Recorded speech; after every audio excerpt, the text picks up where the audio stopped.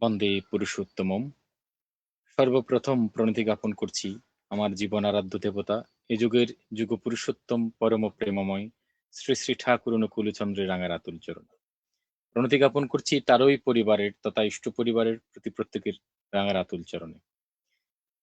ইষ্ট প্রতিষ্ঠাপন্ন দাদা এবং মাতৃমণ্ডলী মা, ইতিমধ্যে যারা বিশ্বের বিভিন্ন প্রান্ত হতে আমাদের সাথে যুক্ত হচ্ছেন বা পরবর্তীতে যারা যুক্ত হবেন, প্রত্যেককেই জানাচ্ছি আমার আন্তরিক জয়গুরু এবং যথাযোগ্য প্রণাম। আশা করছি আপনারা সবাই ভালো আছেন এবং সুস্থ আছেন, এবং যারা দেখছেন বা দেখবেন পরবর্তীতে প্রত্যেকের কাছে সবিনয় অনুরোধ জানাচ্ছি, প্রতিবারের ন্যায় আপনারা চাইলে এই অনুষ্ঠানটিকে শেয়ার করে সর্বত্র ছড়িয়ে দিতে পারেন এবং আপনার টাইম লাইনে রেখে দিতে পারেন। এবং আজকের যে আলোচ্য বিষয় ক্লেশ ও সুখ ও প্রিয়তা, সেই বিষয়বস্তুর উপর যদি কারো কোনো প্রশ্ন থাকে তাহলে আপনাদেরকে আপনারা কমেন্টস করে জানাতে পারেন। আমরা চেষ্টা করব সেই প্রশ্নের উত্তরটুকু আজকে যারা গেস্ট আছেন আমাদের সাথে যুক্ত হবেন তাদের মাধ্যমে আমরা যেন সেই প্রশ্নের উত্তরটুকু দেওয়ার চেষ্টা করব। আর আপনারা জানেন এই অনুষ্ঠানগুলো ১ মাসের মধ্যে আমাদের ফেসবুক থেকে অটো ডিলিট হয়ে যায়। আপনারা চাইলে এই অনুষ্ঠানটিকে আবারও পরবর্তীতে উপভোগ করতে পারবেন। আমাদের একই নামে যে ইউটিউব চ্যানেল আছে সেখান থেকে আপনারা চাইলে এই অনুষ্ঠানটিকে উপভোগ করতে পারেন। তাই আর দেরি করছি না, আজকের যে আমাদের সাথে যুক্ত হবেন সুদূর নৈহাটি ভারত থেকে শ্রী শ্রী ঠাকুরের অধৈর্য আশীর্বাদ পুষ্ট শ্রদ্ধেয় শ্রী অর্কপ্রভু চ্যাটার্জি দাদা, এবং যশোর বাংলাদেশ থেকে আমাদের সাথে যুক্ত হবেন শ্রী শ্রী ঠাকুরের অধৈর্য আশীর্বাদ পুষ্ট শ্রদ্ধেয় শ্রী বাপ্পি সরকার দাদা। আমরা দাদাদের শ্রীমুখ থেকে আজকের যে আলোচ্য বিষয় সেই বিষয়বস্তুর উপর আমরা সবাই আলোকপাত শুনবো। আমরা চেষ্টা করছি শ্রদ্ধেয় দাদাদেরকে যুক্ত করবার জন্য। আমাদের সাথে অলরেডি যুক্ত হয়ে আছেন দাদারা, আমরা চেষ্টা করছি দাদাদেরকে যুক্ত করার জন্য।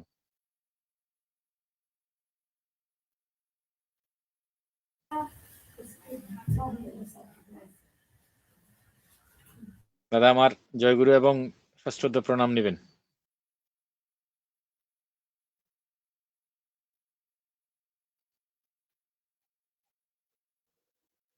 দাদা শোনা যাচ্ছে কি আমাকে?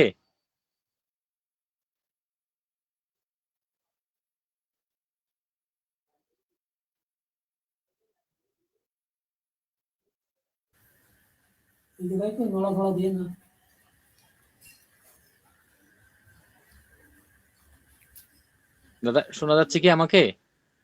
হ্যাঁ, একদম শুনতে পাচ্ছি।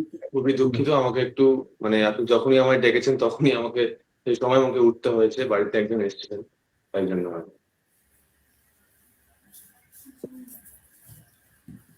আচ্ছা, ঠিক আছে। আপনারা যারা ইতিমধ্যে যারা দেখছেন আমাদের সাথে যুক্ত হয়েছেন প্রত্যেককে আবারও অনুরোধ জানাচ্ছি, আপনারা চাইলে এই অনুষ্ঠানটিকে শেয়ার করে সর্বত্র ছড়িয়ে দিতে পারেন। এবং যে আজকের যে বিষয়বস্তু ক্লেশ ও সুখ প্রিয়তা, সেই বিষয়বস্তুর উপর যদি কারো কোনো কিউরিয়াসিটি থাকে আপনারা চাইলে আমাদেরকে কমেন্টস করে জানাতে পারেন। যাই হোক, আমি আর দেরি করছি না। আমি সর্বপ্রথম আমাদের শ্রদ্ধেয় বাপ্পিদার কাছে যেতে চাই। আমি আজকের যে আলোচ্য বিষয় সেই বিষয়বস্তুর উপর আলোকপাত করবার জন্য আমি শ্রদ্ধেয় বাপ্পিদাকে সবিনয় অনুরোধ জানাচ্ছি। দাদা জয় গুরু। জয়গুরু। সবাইকে আমার আন্তরিক শ্রদ্ধা এবং জয়গুরু জানাচ্ছি। সর্বপ্রথম আমার জীবনের একমাত্র উপাস্য প্রিয় পরম শ্রী শ্রী ঠাকুর অনুকূল চরণের রাঙা রাতুল চরণে জানাই আমার শত সহস্র কোটি প্রণাম।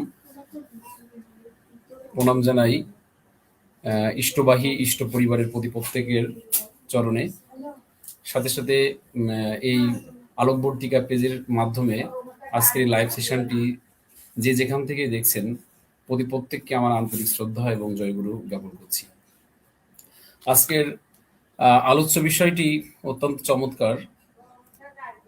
আলোচ্য বিষয় রাখা হয়েছে যে ক্লেশ সুখপ্রিয়তা। আসলে এই টপিকসে কথা বলা মানে বিষয়টা একটা অন্যরকম একটা তাৎপর্য বহন করে। ক্লেশ শব্দটি সাথে আমরা সকলেই যুক্ত। ক্লেশ বলতে নর্মালি আমরা যেটা বুঝি, সহজ করে যদি বলি, কষ্ট, দুঃখ, যন্ত্রণা, ব্যথা, না এই টাইপের কিছু শব্দ চয়ন আমরা ওখান থেকে পাই। আর সুখ তো এটা কমন ওয়ার্ড, আমরা প্রত্যেকেই সুখের সন্ধানে যা কিছু তাই করি।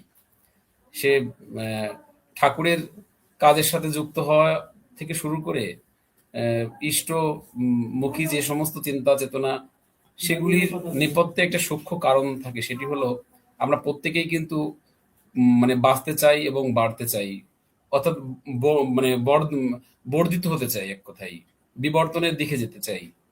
আর সেই জায়গা থেকে কিন্তু সুখ অটোমেটিক্যালি চলেই আসে। তো ক্লেশ সুখপ্রিয়তা, অর্থাৎ সহজ করে যদি এটাকে বলি, মানে এক কথায় মানে কষ্টের মধ্য দিয়েও, হ্যাঁ, এক কথায় সহজ করে যদি বলি, কষ্টটাই যখন সুখের হয়ে ওঠে। এখন আমাদের জীবনে কিন্তু কষ্ট, দুঃখ, যন্ত্রণা, ব্যথা এগুলি থাকবেই। কারণ যেহেতু আমরা মানে রক্ত মাংসের শরীর নিয়ে আমরা যেহেতু পৃথিবীতে এসেছি, সুতরাং আমরা এগুলিকে সহজে কিন্তু আমরা ওভারলুক করে যেতে পারি না, সেটা সম্ভব না। কারণ আমরা দেখেছি যে পুরুষোত্তমদের জীবনীতেও তারাও কিন্তু ঠিক আমাদের মতোই অবিকল, হ্যাঁ, অবিকল কষ্ট, দুঃখ, যন্ত্রণা, ব্যথা তারা কিন্তু বহন করে চলেছেন। কারণ পুরুষোত্তম যখন মানে মনুষ্য শরীর নিয়ে যখন পৃথিবীতে অবতার রূপে আসেন, তখন তাকেও কিন্তু এগুলি সাথেই মানে কানেকশন তাদের থাকেই।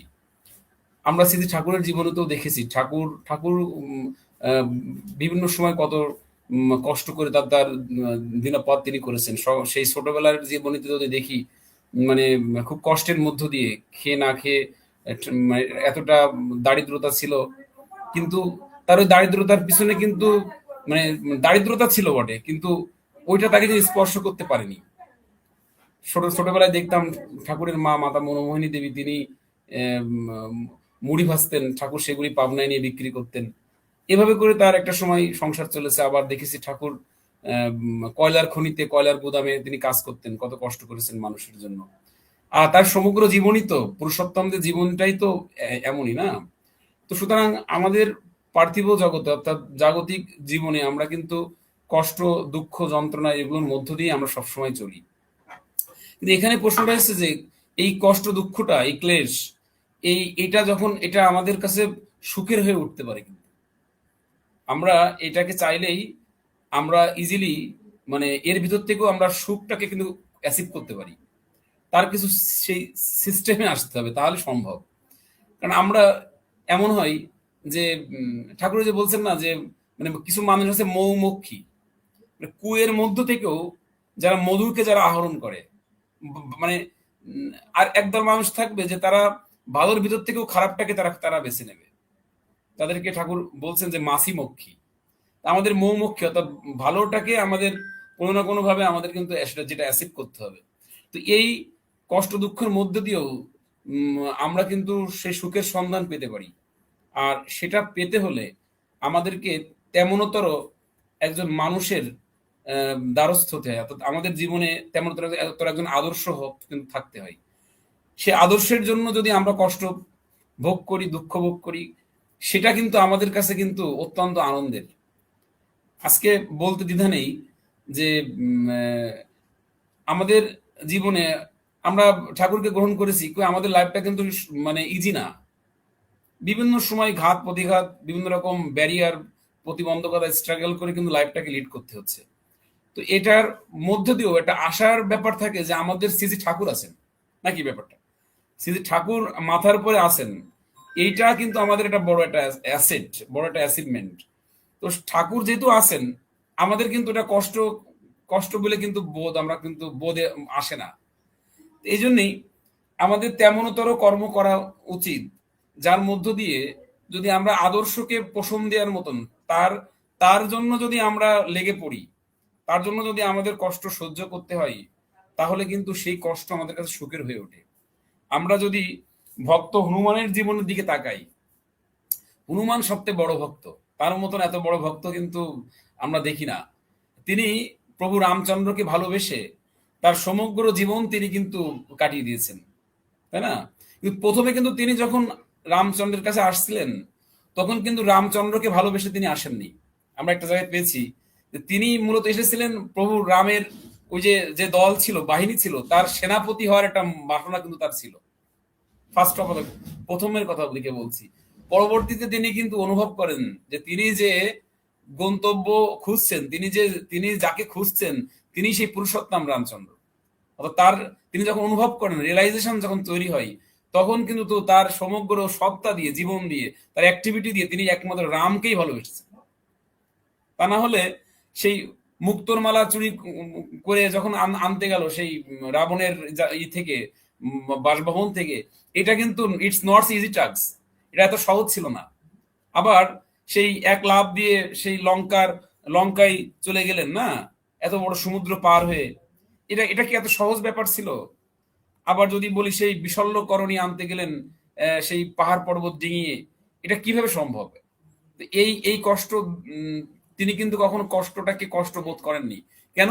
তার মূলে ছিলেন প্রভু রাম। রামকে ভালোবেসে তার সমগ্র সত্তা জড়িত ছিল, কানেকশনে ছিল, হ্যাঁ, কানেক্টিভিটি ছিল রামকে অংশ মানে সম্বল করে। তো দেখা যায় প্রভু রামের জন্য, রামকে ভালোবেসেই তার কিন্তু তার ওই কষ্ট, ভক্তের কষ্ট আর কষ্ট বলে মনে হয়নি। আবার তদ্রূপ এমনি করে আমরা দেখেছি আমাদের স্মৃতি ঠাকুরের যে সমস্ত পার্শ্বদরা ছিলেন তৎকালীন সময়ে, তাদের লাইফ যে খুব একটা ইজি ছিল তা কিন্তু না।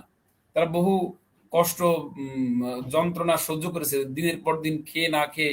একটা সময় ঠাকুর মানে দেখেছি, স্মৃতি ঠাকুর বলছেন যে তখনকার সময় ঠাকুর যখন পাবনাতে ছিলেন, তখন তো মানুষের কত অভাব অনটন ছিল।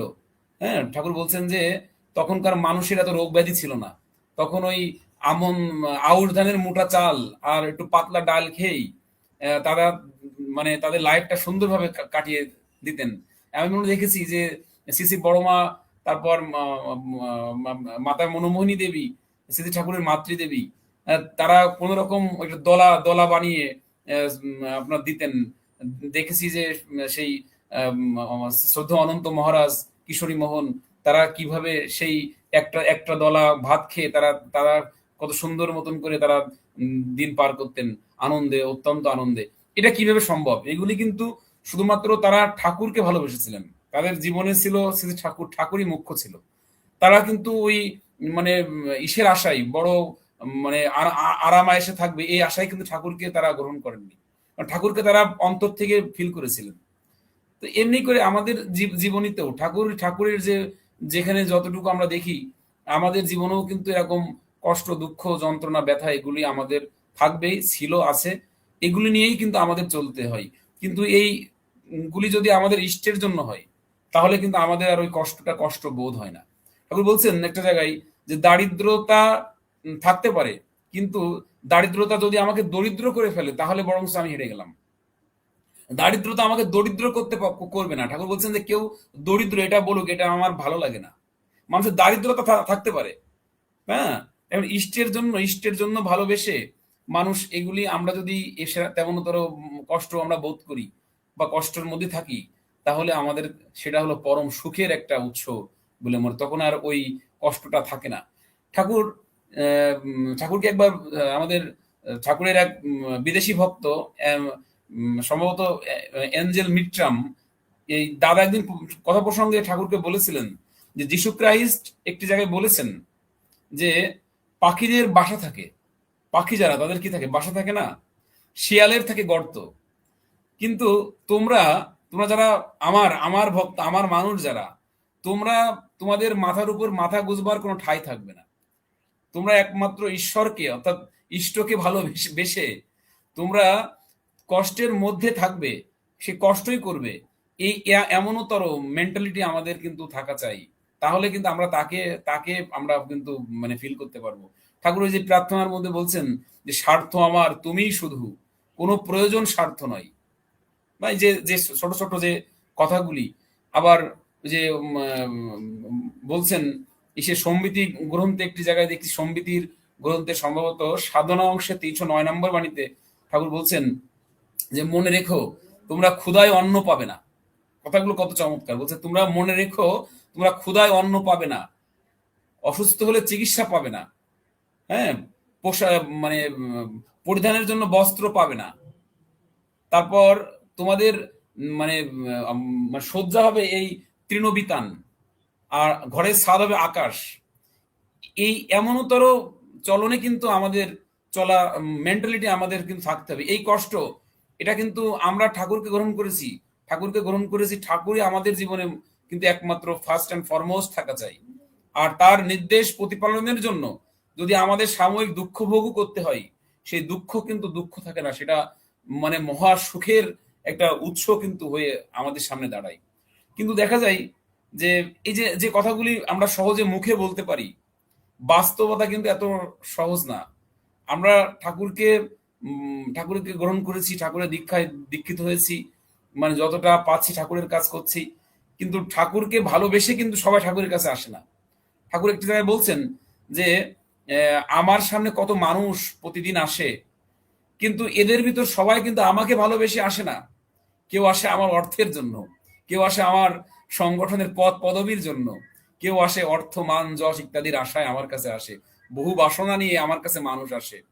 কিন্তু প্রসঙ্গক্রমে পরক্ষণে বলছেন ঠাকুর, যারা এই বাসনা নিয়ে আসে তারা সেগুলোই পায়, আমাকে তারা আর পায় না। এই যে কথাটা কত কত চমৎকার! মানে এই এমনতর বাসনা যাদের থাকে তারা ওগুলি কিন্তু পায়, তাতে কোনো অসুবিধা, কিন্তু ঠাকুরকে পায় না। আমাদের খুলনার একজন ভদ্রলোক, আমার নামটা মনে নেই, আমি গিয়েছিলাম সেখানে, ডুমুরিয়ার মধ্যে একটা জায়গায়, ওখানকার 3 জন গুরুভ্রাতা তৎকালীন সময় স্মৃতি ঠাকুর তখন দেওঘরে ছিলেন, ঠাকুরকে দর্শনে তারা গিয়েছিলেন। যাওয়ার পর এরা অনেক দূর থেকে গেছে, কেউ মাথায় কাঁঠাল বয়ে নিয়ে গেছে, কেউ ঠাকুরের জন্য কিছু আম নিয়ে গেছে, এমন তখন গ্রীষ্মকাল ছিল, সিজনাল কিছু ফ্রুট ঠাকুরের জন্য তারা কষ্ট করে নিয়ে গেছেন। যাওয়ার পর ঠাকুরের সামনে যখন যান, তখন ঠাকুর মানে অ্যাট এ গ্লান্স কোনো কথা না বলেই ঠাকুর বলছেন যে যা তোরা আগে আনন্দবাজারে খেয়ে আয়। তারপর আনন্দবাজারে প্রসাদ টসাদ নেওয়ার পর ঠাকুরের সামনে যখন আসলেন, ঠাকুর প্রণাম করে বসলেন, তখন ঠাকুর বলছেন যে তোদের কার কি ইচ্ছা আমার বল, তোর মানে তোরা আমার কাছে কে কি চাস? তো একজন গুরু ভাই বলছেন, ঠাকুর আমি ডাক্তার হতে চাই। তা আরেকজন বলছেন যে ঠাকুর আমি আমি যেন ব্যবসায় একটু ভালো ব্যবসা করতে পারি। তার পরবর্তী দেখা গেছে যে তারা ভালো ডাক্তার হয়েছেন, তিনি তিনি ডাক্তারই ছিলেন, তার বংশধর এখনো ওই মানে যতটুকু শুনেছি তারা কয়েক প্রজন্ম ডক্টর হয়েছিলেন। তারপর ব্যবসাও ভালো ব্যবসাদারের ব্যবসাও হয়েছিলেন। আর একজন গুরু ভাইকে জিজ্ঞাসা করেছিলেন যে তোরা আমার তুই আমার কাছে কি চাস? তখন ঠাকুর বললেন, ঠাকুর আমি কিচ্ছু চাই না, আমি শুধু তোমাকে চাই।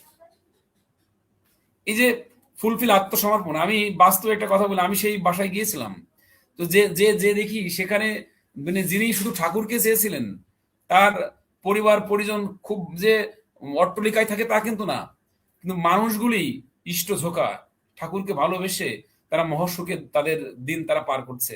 আর যারা চাওয়া পাওয়া নিয়ে গিয়েছিলেন, তারা কিন্তু দিন শেষে ভ্যানিশ হয়ে গেছে, তাদের কোনো অস্তিত্ব নেই। সে বাড়িতে ঠাকুর নেই, বাড়ি আছে কিন্তু ঠাকুরের বাড়ি নেই, সেটা হয়ে গেছেন মানে নিজেদের বৃত্তি প্রবৃত্তির পোষণ দেওয়ার মতো একটা জায়গা। এই জন্যই একমাত্র শ্রী ঠাকুরকে ভালোবেসে তাকে গ্রহণ করে তাকে জীবনে ফার্স্ট অ্যান্ড ফরমোস্ট করে তোলার যে ব্যাপার, যে অভিপ্রায়, এইটা কিন্তু প্রকৃত ভক্তের লক্ষণ। ভক্ত মানে কিন্তু মানে ভক্ত শব্দের মধ্যে আছে ভজমান, অর্থাৎ এক কথাই যে যিনি তার তার এক কথায় তার হয়ে ওঠা, ইষ্টের হয়ে ওঠা, তিনি কিন্তু ভক্ত কখনো ভগবানের কাছে কিছু চান না। ভক্ত ভগবানের কাছে কখনোই কিছু চান না। ভক্তের উদ্দেশ্য একটি, সেটি হলো তিনি একমাত্র ইষ্টকেই চান এবং ইষ্টকে পেয়েই তিনি তিনি কিন্তু প্রীত হন। আলোচনা প্রসঙ্গের নবম খণ্ডে ঠাকুর একটি বাণীতে বলছেন যে যে ঈশ্বরের প্রীতি আর আরাধনা তরে যে সকল কর্ম নর অনুষ্ঠান করে, তা ভিন্ন অন্য কর্ম বন্ধন নিশ্চয়ই, ঈশ্বরের তরে কর্ম কর ধনঞ্জয়। এখানে ঈশ্বরের জন্য যে যে কর্ম, সেটাই কিন্তু প্রকৃত নিষ্কাম কর্ম। এটাই আমাদের প্রকৃত অর্থে আমাদের মানব জীবনে একমাত্র উদ্দেশ্য, কিন্তু তাই আমাদের আমাদের গন্তব্য কিন্তু ঈশ্বর প্রাপ্তি। ঈশ্বর তাহলে কি? ঈশ্বর কিন্তু তিনি, যিনি সেই ধারণ পালন সম্বেক সিদ্ধ যে ব্যক্তিত্বটা, এমনি নর্মালি আননোন ফোর্স, তাকে কিন্তু দেখা যায় না, ছোঁয়া যায় না, কিন্তু তাকে অনুভব করা যায় কিভাবে? জীবন্ত পুরুষোত্তমকে গ্রহণ করে। ঠাকুর বললেন যে পুরুষোত্তমই হলেন ঈশ্বরের জীবন্ত বেদিমূল, ওই বেদিমূলই হলেন মানুষের আরাধনার একমাত্র জায়গা। অর্থাৎ তিনি কিন্তু রক্ত মাংস সংকুল আমান ঈশ্বর। পুরুষোত্তমকে গ্রহণ করে, কারণ তাকে দেখা যায়, তাকে ছোঁয়া যায়, তার সান্নিধ্য পাওয়া যায়, তিনি একমাত্র, তিনি এমন একজন ব্যক্তিত্ব যিনি আমাদেরকে ধরে ধরে শিখান যে এটা বেটার, এটা করো, এটা করো না, এটা করলে তুমি ভালো থাকবে, এই ইত্যাদি ইত্যাদি যে ব্যাপারগুলি। কিন্তু ঈশ্বর কিন্তু ওইভাবে কিন্তু তিনি কিন্তু আমাদেরকে ওই পথ বাতলে দিতে পারেন না। আবার দেব দেবীর ক্ষেত্রেও দেখেছি তাই। ঠাকুর বলছেন যে যে দেবদেবী কখনো মানুষকে ওই গাইড করতে পারেন না, তাই যুগে যুগে আমাকে অবতীর্ণ হতে হয়, সেই রক্ত মাংস সংকুল যা আমার ঈশ্বর। এখন তার জন্য আমরা যদি আমাদের জীবনে শত আঘাত, শত যন্ত্রণা, ব্যথা এগুলি যদি আমরা আমাদের লাইফে এসে যাই, আমরা যদি এগুলো ভোগ করি, তাতে আমাদের কোনো অসুবিধার কিছু নেই। বরংস ইষ্টের জন্য যে যে কর্ম, যে ঈশ্বরের তরে যে কর্ম, সেই কর্ম করতে যে যদি আমরা মানে আমাদের লাইফে অনেক বাধা ব্যারিয়ার আসে, সেগুলি কিন্তু একটা সময় সুখের হয়ে ওঠে। তবে একটা কথা ধ্রুব সত্য, ঠাকুর বলছেন তোমরা হলে অগ্নি স্ফুলিঙ্গ। তোমাদের তোমাদের যদি তোমরা যদি চাও, তোমরা এই মানে সবকিছু ভেঙে, ঠাকুর বলছেন যে তোমরা চাইলে এই বিশ্ব ব্রহ্মাণ্ড ভেঙে টুকরো টুকরো করে দিতে পারো। এখানে অর্থাৎ ইষ্ট এই এই ফোর্সটা কোথা কোথা থেকে আসে? ইষ্টের থেকে কিন্তু এই ফোর্সটি আমরা পাই। ওই মেন্টালিটি আমাদের মধ্যে আসে, তখন কিন্তু আমাদের কাছে কোনো কাজ কিন্তু আর কঠিন বলে মনে হয় না। আর এই জন্য দরকার কি আমাদের দুর্বলতা পরিহার করা। ঠাকুর বলছেন যে সত্যানুসরণে যে সর্বপ্রথম দুর্বলতার বিরুদ্ধে যুদ্ধ করতে হবে। এই দুর্বলতা কিন্তু আমাদের ব্যারিয়ার সৃষ্টি করে। আর ইষ্টের কাজ করতে যে কিন্তু আমাদের কিন্তু বহু রকম বাধা আসবে, বিপত্তি আসে, পক্ষে বিপক্ষে কথা আসে, কিন্তু এই অসৎ কিন্তু নিরোধ করতে হবে। ঠাকুর বলছেন যে অসৎকে নিরোধ করতে না পারলে মানে তাহলে কিন্তু আমরা কিন্তু গন্তব্যে পৌঁছাতে পারবো না। কারণ তবে ঠাকুর বলছেন যে বিরোধ শূন্য নিরোধ হতে হবে। আমরা অসৎকে নিরোধ করবো, অসৎকে কখনোই প্রশ্রয় আমরা দিব না। কিন্তু যে অসৎ মানে নিরোধ করতে যে আরেকজনের সাথে বিরোধ বাঁধিয়ে ফেলবো, তা কিন্তু নয়। আমরা এমনতর অভ্যাস, এমনতর কৌশল আমাকে অ্যাপ্লাই করতে হবে যেন, যে একটা কথা আছে না, যে সাপ মরবে কিন্তু লাঠি ভাঙবে না। হ্যাঁ, এই এই জ্ঞান, এই মানে বুদ্ধি, এইটা কিন্তু আমাদের সহজে কিন্তু আসে না। তাই অমনতর একজন আদর্শকে গ্রহণ করতে হয় এবং তার সেই দেখানো তালে তালে চলতে হয়।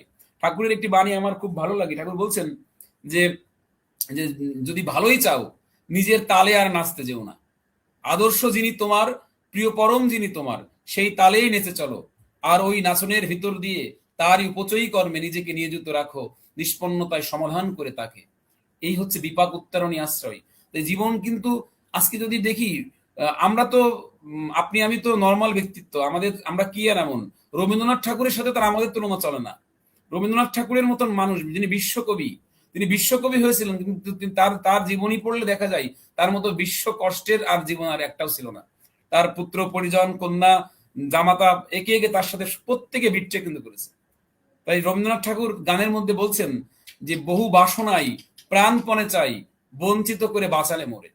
এই যে ভগবানের প্রতি যে ফুলফিল আত্মসমর্পণ, যে বহু বাসনা আমার প্রাণপণে চাই, এগুলি আমি ঠাকুর কোনো কিছুই পাইনি, তুমি ভগবান আমাকে কিছুই দাওনি, তবুও এই না দেওয়ার মধ্য দিয়েও তুমি আমাকে বাঁচিয়েছো। এই এই যে এগুলি কিন্তু মানে নর্মাল কথা না, আমাদের মাথায় এগুলো আসে না, কিন্তু এগুলো রবীন্দ্রনাথের মতন মানুষের মাথায় সম্ভব। আবার রজনীকান্ত সেনের গানের আমরা যে পাই, তিনি যে যে কথা বলছেন যে কি জন্য কথাটি যে মানে মানে তিনি রজনীকান্ত সেনের কথাটা এমন যে আমরা মানে নর্মালি যা চাই সেগুলি আমাদের কিন্তু না, আমরা একমাত্র যদি তাকে চাই, ইষ্টকে চাই, আর তার জন্য আমাদের কষ্ট, দুঃখ, যন্ত্রণা, ব্যথা যা আসে আসুক, এগুলি আমাদেরকে কিন্তু খুব একটা কাবু করতে পারবে না। আবার রামকৃষ্ণদেবের কথা যদি বলি, শ্রী রামকৃষ্ণদেবের গলায় ক্যান্সার হয়েছিল, আপনারা প্রত্যেকেই জানেন। এই ক্যান্সার হওয়ার ফলে তিনি কিন্তু কথা বলতে পারতেন না, তিনি তিনি কথা বলতে পারতেন না, বাকরুদ্ধ হয়ে গিয়েছিলেন। একটা সময় ভক্তরা আসতেন, ঠাকুর কথা বলতে পারতেন না, কষ্ট হতো। তো ঠাকুর তখন বলতেন যে মানে তিনি যেমন শ্রী ঠাকুর বলতেন না পরম পিতা, তিনিও এরকম বলতেন যে পরম পিতা আমাকে বাঁচিয়েছে এই কথা না না বলতে দিয়ে। তখন ভক্তরা বলতেন যে ঠাকুর কিভাবে আপনাকে বাঁচালেন, আপনি তো কথা বলতে পারেন না, কষ্ট হয় আপনার, আমাদের খারাপ লাগে। তখন বলছেন যে কথা বলার যে অহমিকা, এই অহমিকা থেকে আমাকে বাঁচিয়েছেন। কত কত উচ্চ পর্যায়ের কথা। শ্রী রামকৃষ্ণদেব বলছেন যে আমি যে এত কথা বলি, এতে আমার অহমিকা তৈরি হয়, এই অহমিকার হাত থেকে আমাকে বাঁচিয়েছেন পরম পিতা, আমার গলার শ্বাস রুদ্ধ করে দিয়ে। এই যে এগুলি কিন্তু এই ধরনের এই এই কষ্ট কিন্তু ইষ্টের জন্য। তিনি তিনি এটা বলতে চেয়েছেন যে ঈশ্বরের জন্য, ভগবানের জন্য ভক্তের এই কষ্ট কিন্তু কষ্ট না, এর মধ্য দিয়েও আমরা তাকে অনুভব করতে পারি। কিন্তু আমাদের বাস্তব জীবনে আমরা কি হয়, আমাদের চুন থেকে পান খসলেই ভগবানের পরে দোষারোপ করি। কি বলি, যখন আমাদের চাওয়ার সাথে পাওয়ার মিল না হয়, আমার খুবই অবাক হই, মানুষ দেখবেন কারণে অকারণে মানুষা করে। একটা গ্রামে একটা প্রবাদ আছে, মানসিক করে, মানসা করে, ভগবানের কাছে কন্ডিশন দিয়ে দেয় যে ভগবান যদি তুমি আমার এই মনের ইচ্ছা পূরণ করো তাহলে তোমাকে আমি এই দেবো, কি ও দেবো, এটা দেবো, সৎসঙ্গ অধিবেশন দেবো, ইত্যাদি ইত্যাদি, পাঠা বলি দেবো, কত রকম আমাদের সামাজিক বিভিন্ন ব্যবিচার রয়েছে। ভগবান কিন্তু কন্ডিশনের বস্তু নয়, তার সাথে আমার ওই চুক্তির সম্পর্ক না, আনরেপেলিং অ্যাডারেন্স প্রয়োজন। তিনি আমাকে কি দিলেন কি না দিলেন doesn't know matter at all, আমি তার জন্য কতটুকু কি করতে পেরেছি, এটা ভগবানের কিন্তু প্রশ্ন। ঠাকুর বলছেন যে ওই যে মন্দিরে গেলে, জগন্নাথের মন্দিরে গেলে কি দেখি, জগন্নাথের কিন্তু হাত নেই, তিনি আমার এই হাত আমার দিকে কখনো বাড়াতে পারবেন না। ঠাকুর বলছেন যে আমরা যদি আমাদের হাত তার দিকে বাড়িয়ে দিই, তিনি আমাদের হাতকে ধরতে পারবেন এবং আমাদেরকে বাঁচানোর সুযোগ পাবেন। পুরুষোত্তম ভগবান কখনো মানুষকে হাতে ধরে বাঁচাতে পারেন না, কারণ ঠাকুরের যে দর্শন, এখানে মিরাক্কেল বলে কোনো শব্দ নেই, এর মধ্যে আছে কর্মের সম্পর্ক। তা না হলে সেদিন সেই কি মুক্তাগাছার সেই জমিদার, তাকে ঠাকুর তো বাঁচাতে পারতেন। প্রফুল্লদা প্রশ্ন করলেন যে ঠাকুর আপনি তো চাইলেই জমিদার বাবুকে তো আপনি রক্ষা করতে পারতেন, কিন্তু ঠাকুর বলছেন যে না, পারতাম না। আমি যদি তাকে সেদিনকে ঠেকিয়ে রাখতাম, তাহলে তার যদি এই ঠেকানোর ফলে যদি তার বৈষয়িক ক্ষতি হতো, তাহলে তার আধ্যাত্মিক জীবন এবং জাগতিক জীবন দুই জীবনই সে পরাজিত, সে মানে ক্ষতিগ্রস্ত হতো। ঠাকুর তাই বলছেন যে আমি তার অন্তত পক্ষে আধ্যাত্মিক জীবনটা বাঁচিয়ে দিলাম। তখন প্রফুল্লদা বলছেন কিভাবে? তখন ঠাকুর বলছেন যে ও মারা গেছে ঠিকই, কিন্তু আমার প্রতি গভীর বিশ্বাস রেখে মারা গেছে। এই বিশ্বাসের তিল পরিমাণ চ্যুত হয়নি সে। এই বিশ্বাস, ইষ্টের প্রতি গভীর বিশ্বাস নিয়ে মৃত্যুবরণ করার মধ্য দিয়েও একটা কিন্তু শান্তির জায়গা রয়েছে। তাই এই ক্লেশ, এই দুঃখ, যন্ত্রণা, ব্যথা আমাদের জীবনে কিন্তু আসে, সাময়িক ঝড়ঝাপটা আসে, তখন শক্ত করে খুঁটিটি ধরতে হয়। এই খুঁটি হলেন সেই রক্ত মাংস সংকুল সেই পুরুষোত্তম জীবনের আদর্শ। তাকে গ্রহণ করে তাকে যদি শক্ত করে ধরা হয়, তাহলে ঝড়ঝাপটার মধ্য দিয়েও দেখা যায়। ঠাকুর বলছেন যে যারা যাজন ইষ্টভীতি ঠিকঠাক মতো করে, যারা সস্তন ঠিকঠাক মতো করে, তারা মহা মহা বিপদের মধ্যেও মানে পায়ের তলে একটা স্থির ভূমির সন্ধান পান, তাদের আর কষ্ট হয় না। তাই ভক্ত ভগবানকেই চাই, আর এই ভগবানকে পেতে গেলে তার কষ্ট, দুঃখ, যন্ত্রণা, ব্যথা যা থাকে থাক, এগুলোকে সে কখনোই ভ্রুক্ষেপ করেন। তার জীবনে একমাত্র ইষ্টই মুখ্য থাকেন। আমি আর কথা বাড়াবো না। আমরা যতটুকু বুঝি যে ক্লেশ সুখপ্রিয়তা, হ্যাঁ, এই ক্লেশ আমাদের কাছে কিন্তু সুখের হয়ে উঠতে পারে যদি সেটা ইষ্টের জন্য হয়। তার জন্য যা কিছু সবই আমাদের জন্য সুখের, এক কথায় সহজ করে যদি বলি। জয়গুরু। দাদাকে আমার আন্তরিক জয়গুরু এবং কৃতজ্ঞতা, খুব চমৎকার ভাবে আজকের যে আলোচ্য বিষয়, সেই আলোচ্য বিষয়ের উপর আলোকপাত করবার জন্য। ইতিমধ্যে যারা এখনো আমাদের সাথে যুক্ত হচ্ছেন বা পরবর্তীতে যারা যুক্ত হবেন, আবারও আপনাদেরকে অনুরোধ জানাচ্ছি, আপনারা চাইলে এই অনুষ্ঠানটি শেয়ার করে দিতে পারেন এবং যদি কোনো প্রশ্ন থাকে আমাদেরকে করতে পারেন আজকের যে আলোচ্য বিষয়। এবং পরবর্তীতে আপনারা চাইলে এই অনুষ্ঠানটি আমাদের একই নামে ইউটিউব চ্যানেল থেকে উপভোগ করতে পারবেন। আমি আর দেরি করছি না, আমি শ্রদ্ধেয় শ্রী অর্কপ্রভু দাদার কাছে যেতে চাই। আজকের যে আলোচ্য বিষয়, সেই বিষয়বস্তুর উপর আলোকপাত করার জন্য দাদাকে আমি সবিনয় অনুরোধ জানাচ্ছি। দাদা, আমার আন্তরিক জয়গুরু।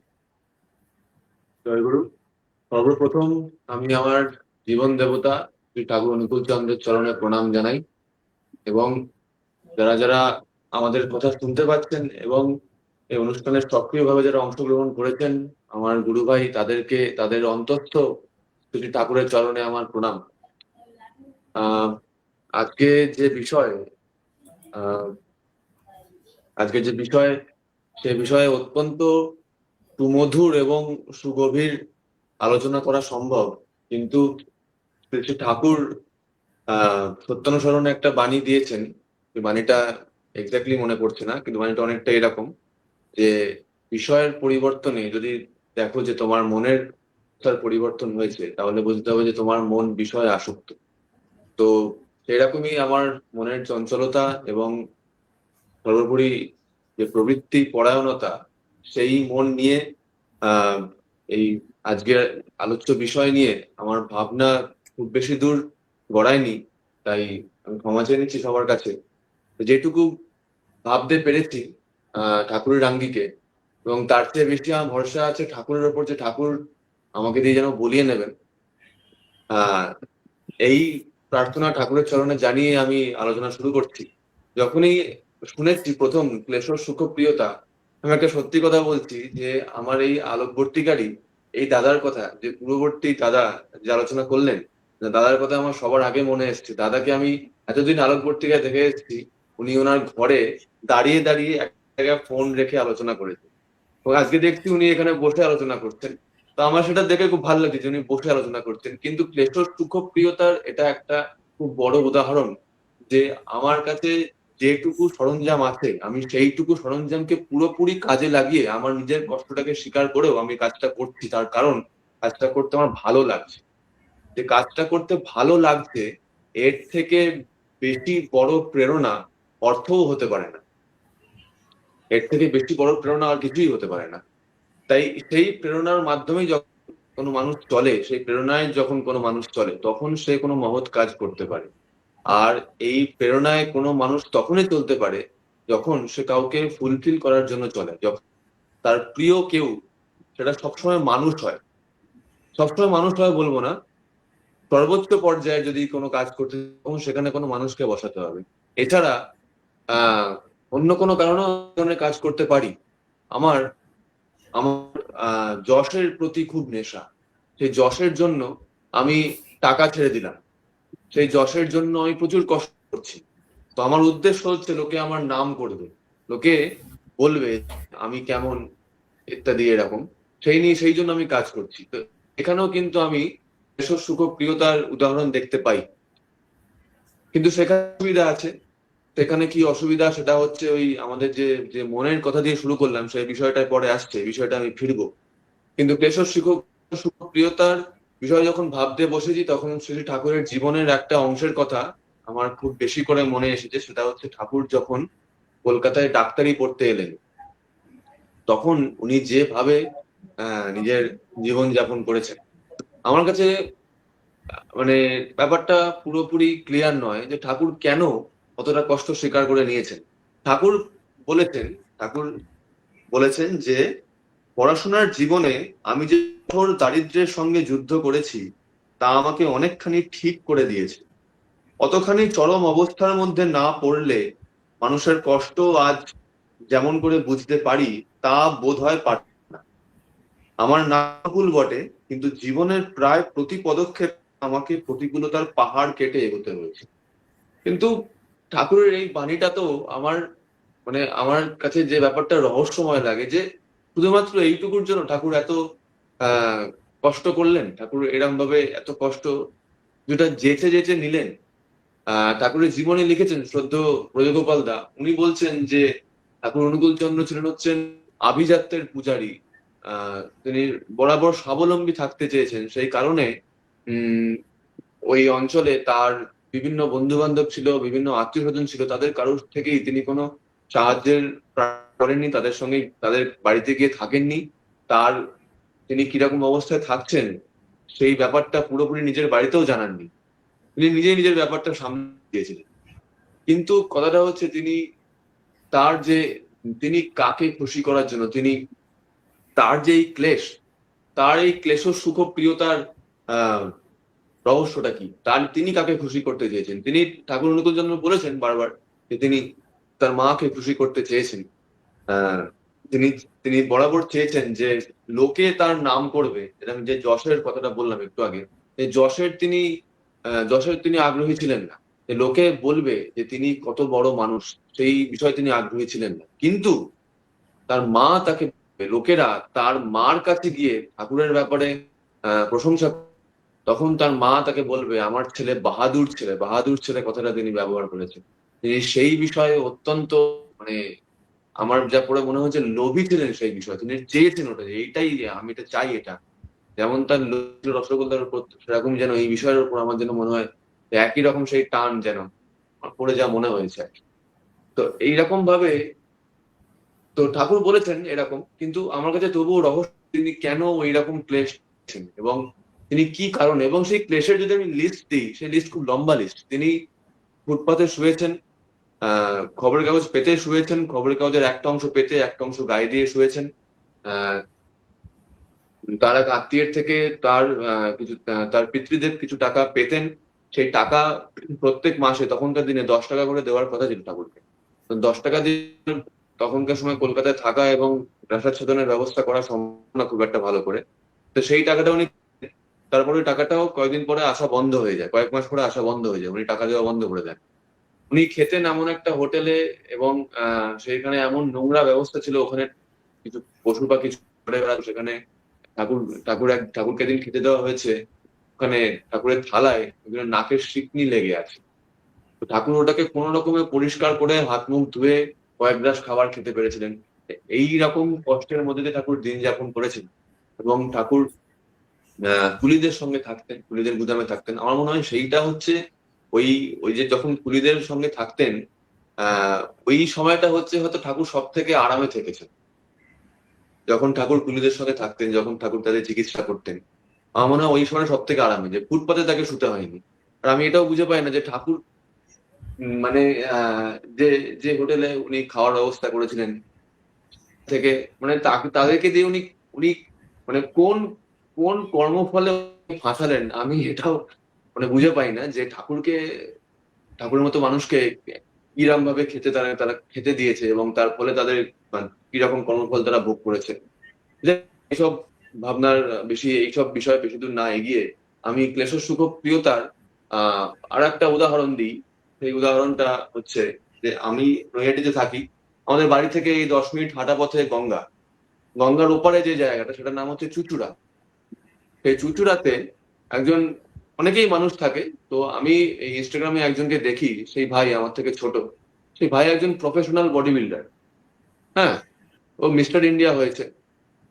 তো ওই ভাই একবার বলছে, ওই ভাই যে যে জিম থেকে নিজের প্রথম ব্যায়াম করা শুরু করে, সেটা একদমই মানে খুব পুরোনো ধরনের একটা জিম, মানে অ্যাডভান্সড মেশিন টেশিন নেই সেখানে, কোনো কোচ নেই সেখানে। খুব পুরোনো লোহা টোহা আছে, একদম ইংরেজ আমলের জিনিসপত্র সব আছে ওখানে। তো সেই ভাই সেই জিমটাকে একদিন ঘুরিয়ে দেখাচ্ছে, ভিডিও করছে। তো ভিডিও করতে করতে সে বলছে যে আমি আজও সেই দিনগুলো মিস করি যখন আমি ব্যায়াম কি সেটা বুঝতাম না, যখন আমার ব্যায়াম করতে ভালো লাগতো, এবং আমি এখানে এসে পাগলের মতো ব্যায়াম করে যেতাম, পাগলের মতো ঘাম ঝরিয়ে যেতাম। আমার কাছে টেকনিক ছিল না, আমার কাছে জানা ছিল না যে কিভাবে ব্যায়াম করলে মাসেল গুলো রেডি হবে, এবং কি ধরনের খাবার দাবার খেতে হবে, কতটা রেস্ট নিতে হবে, কিছুই জানা ছিল না। কিন্তু আমি ওই দিনগুলোকে মিস করি যে দিনগুলো আমি পাগলের মতো পরিশ্রম করে গেছি। তো এইটা হচ্ছে একটা ক্লেশ সুখপ্রিয়তার একটা চরম উদাহরণ, যে আমার জাস্ট কাজটা করতে ভালো লাগছে। আমি কোথায় যাব জানি না, আমি হাঁটছি, আমি চলছি, আমি কোথায় যাব জানি না, কতক্ষণে যাব জানি না, আমাকে যে গাইড করবে যেতে তারও কোনো সন্ধান নেই, আমি তাকেও চাই না, আমার জাস্ট যেতে ভালো লাগছে, আমি যাচ্ছি। এটা হচ্ছে ক্লেশ সুখপ্রিয়তা। এইবারে এইরকম ভাবে যখন কেউ চলে, তখন তার একটা সমস্যা হয়ে যায়। সেই সমস্যাটা হয়েছে আমাদের মন। আমাদের ঠাকুর বলছেন যে আমাদের গুণ গুণ এখানে কিন্তু গুণ আর দোষ, মানে ঠাকুর বলছেন সদ্গুণ আর তার অপোজিট শব্দটা আমার এক্ষুনি মাথায় আসছে না। সেই অপগুণ। ভালো গুণ আর বাজে গুণ আমাদের যাই থাকুক না কেন, আমাদের মন যদি ইষ্টে না থাকে, আমরা যদি ইষ্টকে নিজের জীবনে গ্রহণ না করি, তাহলে সেই সদ্গুণগুলো খারাপ কাজেই চলে যায়। আবার যদি কোনো খারাপ গুণ থেকে থাকে, যেমন কারোর প্রচন্ড ক্রোধ, সেই ক্রোধ নিয়েও সে যদি সে ক্রোধ নিয়েও যদি ইষ্টের কাজের মধ্যে সে যুক্ত হলো, ইষ্টকে জানার চেষ্টায় চলা শুরু করলো, তখন তার ক্রোধটাও এমন কাজে লাগবে, তখন লোকে জানবে যে এই লোকটা খুব কড়া, এ কোনো মানে ইষ্টের আদর্শের বিরোধে কোনো কাজ এ অ্যালাউ করবে না। তো এই লোকটা এই জায়গাটার দায়িত্বে আছে, এই কাজগুলোর দায়িত্বে আছে, এখানে এই ধরনের ভুল চুক হতে পারে না। তার একটা একটা সে একটা মানে আশার জায়গা হয়ে উঠবে, একটা লোকের একটা ভরসার জায়গা হয়ে উঠবে, যে এই লোকটাই ভুল করতে হবে, লোকটার মাথা গরম ঠিকই, যে লোকটা এই ধরনের আদর্শের সঙ্গে আপোষ রক্ষা করে চলবে, সেটাকে অ্যালাউ করবে না। এরকম একটা ভরসার জায়গা হয়ে উঠবে যে এই লোকটা এখানে আছে, তার মানে এই লোকটার এখানে খাবারের সময় নিরামিষ খাবারই পাওয়া যাবে, বা লোকটা এখানে আছে প্রার্থনার সময় নির্দিষ্ট সময় প্রার্থনা শুরু হবে, বা এই লোকটা এখানে আছে এই লোকটা পারিপার্শ্বিকের সেবা করবে, পারিপার্শ্বিকের লোকেরা তার পরিবেশ অ্যাটলিস্ট জানবে যে লোকটা ঠাকুরের দীক্ষিত, এবং তার চলন এমন যে সেই চলনের মাধ্যমে ঠাকুরকে তার পারিপার্শ্বিকের মধ্যে পরিবেশন করতে থাকবে। এই বিষয়টা সে খুব কড়া হবে, এইটা সে প্রতিষ্ঠা করতে পারবে। কিন্তু যদি তার আদর্শ না থাকে জীবনে, যদি তার কোনো ওরকম মানুষ না থাকে যার জন্য সে চলবে, যার জন্য যাকে খুশি করার জন্য সে চলবে, তখন তার ভালো গুণগুলো খারাপ দিকে চলে যেতে পারে। যেমন আমরা দেখি আমাদের উম, বিজ্ঞানের বিভিন্ন আবিষ্কার বিভিন্ন রাজনৈতিক নেতাদের হাতে পড়ে সেগুলো মানুষের অভিশাপ হয়ে দাঁড়াচ্ছে। এটা আহ ফাঁকা ফাঁকা উদাহরণ, আরো ভালো ভালো উদাহরণও আছে, কিন্তু সেগুলো মানুষের ব্যক্তিগত জীবনে সেই বিষয়ে যেতে চাইছি না। আহ নিজস্ব উদাহরণও আছে, নিজস্ব উদাহরণও দেওয়া যায়। সেই উদাহরণ যদি দিতে চাই ক্লেশ সুখপ্রিয়তার, তাহলে একটা খুব ভালো উদাহরণ কথা বলতে বলতে আমার মাথায় এলো। এটা হচ্ছে আমাদের শ্রদ্ধেয় কৌশিকদার একটা উদাহরণ। কৌশিকদা কৌশিকদাকে আপনারা সবাই চেনেন, ভারতে থাকেন। কৌশিকদার সঙ্গে কালকে দেখা হবে, আগামীকাল দেখা হবে। আহ দেখুন, কৌশিকদা স্কুল থেকে ফিরছে। কৌশিকদা আহ শিক্ষকতা করেন। স্কুল থেকে ফিরছে কৌশিকদা বাসে করে। বাস থেকে নেমে গেছে ব্যাগটা বাসে ফেলে। ব্যাগে বিশেষ কিছু ছিল না, টিফিন বক্স, একটা, যে ঘরে থাকে কৌশিকদা, ভাড়া বাড়িতে থাকে, যেখানে নিজের বাড়িতে থাকেন না, একা থাকেন আহ স্কুলে যাতায়াতের সুবিধার জন্য, সেই ঘরের চাবিটা আছে ওই ব্যাগে। কৌশিকদা বাস থেকে নেমে গেছে, বাস থেকে নামার পর তার মনে হয়েছে সে কি কাণ্ড করে ফেলেছে। তো সেই ব্যাগ উদ্ধারের ব্যবস্থা করে দিয়েছে। তারপরে কৌশিকদার যে রুমমেট, আরেকজন টিচার, ওই স্যারকে উনি ওই স্যারকে উনি ফোন করেছেন। স্যারকে ফোন করে বলছেন যে এরকম ব্যাপার, তুই চাবিটা নিয়ে আস, আমাকে একটু খুলে দিন। ওই স্যার পড়াচ্ছিলেন কোথাও একটা। তো ওই স্যার তখন বলছেন, ভাই আমাকে না কালকে উড়িষ্যায় যেতে হবে ডাক্তার দেখার, আমার বাবারও খুব শরীর খারাপ, বাড়িতে আর কেউ নেই, তো তুমি কি আমার সঙ্গে যেতে পারবে? কৌশিকদা তখন স্কুল থেকে ফিরেছে। কৌশিকদা বলছে, হ্যাঁ ঠিক আছে, আপনি একটা গামছা কিনে নিয়ে চলে আসুন, আর এই খুচরো পয়সাটা আনবেন, পরের দিন সকালে ইষ্টবিধি করতে হবে, ওটা তো আমার কাছে নেই। উড়িতে চলে গেল উড়িষ্যায়। ঠিক আছে, কোনো প্ল্যান নেই, কিচ্ছু নেই, বাড়ি যাওয়ার কথা, স্কুল থেকে ফিরেছে, বাড়ি ঢোকেনি। তো যদি এবার তারপরে আমি এই ঘটনা জানলাম কিভাবে? আমি এই ঘটনাগুলো জানলাম যে পরের দিন রবিকার আমার সঙ্গে কৌশিকদার একটা ফোনে কথা বলার, মিটিং করার কথা ছিল। সেটা কৌশিকদার কিছু না বলেই, মানে কোনো পাত্তা নেই কৌশিকদার আর। তারপরের দিন ফোন করে বলছে যে ভাই এরম এরম ব্যাপার হয়ে গেছিল, আমি তাই এরম করতে পারিনি, ক্ষমা করে দিন। তা যদি এটা না হতো, যদি আমরা কৌশিকদার সঙ্গে কথা বলার কথা না থাকতো, যদি আমাদের মিটিং এর ব্যাপারটা না থাকতো, কৌশিকদা আমাদেরকে জানাতো এই ক্লেশের ব্যাপারটা, এই কষ্টের ব্যাপারটা, যে এই সাংঘাতিক পরিশ্রমের ব্যাপারটা, কৌশিকদা আমাদেরকে জানাতো না। আমাদেরকে জানাচ্ছে এই কারণে যে ভাই ক্ষমা করে দিও, মিটিংটা না বলেই ক্যান্সেল করে দিয়েছি, কন্ট্যাক্ট করে উঠতে পারিনি। আমি এবার দেখুন, এই একটা গেল, এই একটা দিক। এবার এর উল্টো দিকটা আমি বলছি। আমি একটা সময় ছিল আমার, যে আমি একটা প্যারাসিটামল অব্দি খাইনি। ওষুধের ক্ষেত্রে একটা প্যারাসিটামল অব্দি খাইনি, হোমিওপ্যাথি ওষুধও খাইনি। এরকম চলেছে বেশ কয়েক বছর, একদম টানা চলেছে। এবং সেই অবস্থায় আমি যখন বিভিন্ন মানুষের বাড়িতে গেছি, ঠাকুরের কথা বলেছি, অন্য কারণে গেছি, তখন তাদেরকে গিয়ে বলেছি, তখন দেখেছি তাদের কোনো রোগ টোগ এইসব ব্যাপার। আরে নিরামিষ খান না, সদাচার পালন করেন না, প্রচুর জ্ঞান দিচ্ছে, দেখুন আমি এত বছর ধরে একটা প্যারাসিটামলও খাইনি, কোনো হোমিওপ্যাথি ওষুধ অব্দি খাইনি, কিছু খাই। তার এমন একটা সময় এলো, যে সময়টা আমাকে একসঙ্গে 5খানা অ্যান্টিবায়োটিক খেতে হয়েছে। তো এই যে পতন, এই ব্যাপারটা হচ্ছে ওভার কনফিডেন্স, মানে আত্মবিশ্বাসের অতিরিক্ত আত্মবিশ্বাস। একটা নির্দিষ্ট চলনে চললে যে কোনো মানুষেরই ওষুধ ছাড়া সে বাঁচতে পারে, খুব আরামসে বাঁচতে পারবে, এবং এই বয়সে সে অবশ্যই সে ওষুধ ছাড়া চলে তার উচিত। কিন্তু তবুও আজকের পরিবেশ, আমাদের বয়সী অনেকেই বিভিন্ন ধরনের ওষুধ খাচ্ছে, নিয়মিতভাবে খেতে হচ্ছে। তো এই পরিবেশে আমি বলছি আমি একটা প্যারাসিটামলও খাবো না, মেরাম ভাই থাকবো। তার জন্য একটা প্রায় একদম নির্দিষ্ট চলন আছে, ওই চলনে আমাকে চলতে হবে, ওই সহন পটুত্ব অর্জন করতে হবে। কিন্তু এই পটুত্ব আমি উপর দাঁড়িয়ে অর্জন করেছি। আমি যে কারণে অর্জন করতে পেরেছি, যখন ওই সহন পটুত্ব তার থেকে বড় হয়ে যাবে, যখন ইষ্টের থেকে ইষ্টের কাজ বড় হয়ে যায়, যখন ইষ্টের থেকে ইষ্টের প্রতিষ্ঠান বড় হয়ে যায়, তখন মানুষের মধ্যে আসে এই অহংকার। এবং অহংকার যখনই আসে তখন থেকেই তার পতন শুরু, তখন থেকেই তার একদম পতন শুরু। বোঝা না গেলেও শুরুটা তখন থেকে, যখন সে পড়ে, তখন বোঝা গেল যে এই তো পড়ে।